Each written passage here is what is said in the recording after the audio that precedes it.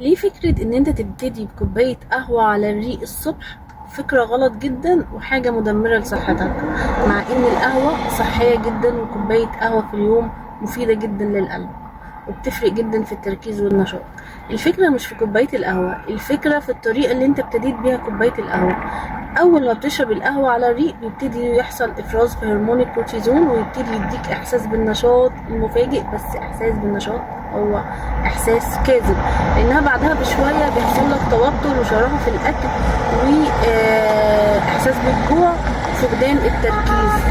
طب ايه الصح عشان تبتدي يومك صح؟ لان البداية الصح هي اللي بتفرق في باقي اليوم بتاعك وبتفرق في مودك وفي طاقتك.